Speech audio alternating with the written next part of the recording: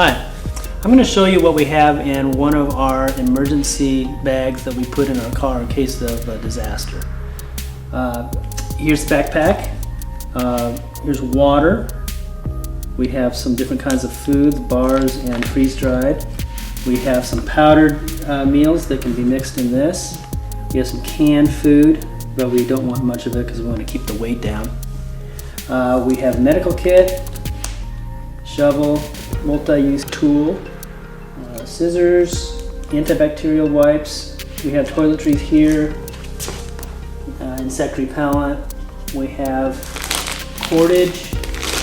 And for the water, when we run out, if we do, we have a water filtration system and water carrier.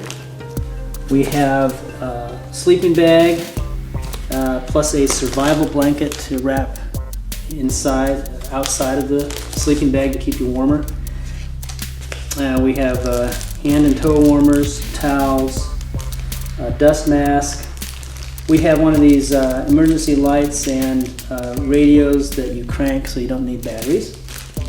We also have a headlamp, and we have another flashlight here. We have a tube tent,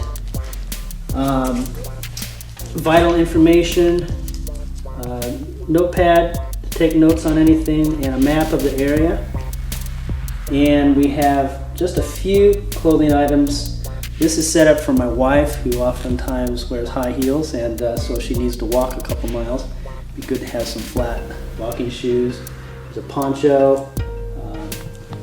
We have wool here in case it's cold and wet. So we have a wool hat, socks, and mittens. That's an example of one. Each of us has one, and they go with us in our cars. This is our daughter's kit. Her backpack, her water, things to sleep in, some clothing, a little bit of food.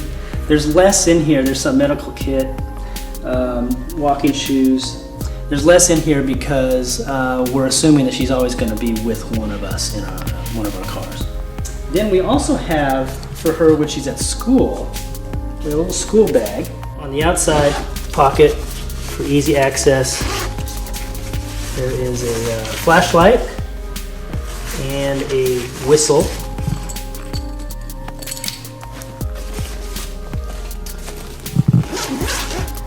Have just a few bandages and medical tape.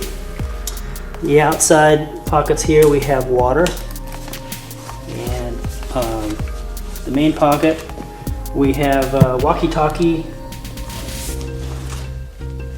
some work gloves, a wool hat, and a poncho. Here's what my emergency bag looks like when it's loaded up in the car. My bag's got a lot more in it than everybody else's, and you can see it includes a saw.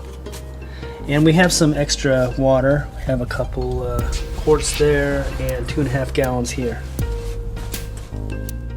So that's an example of a bag that's set up for getting you home.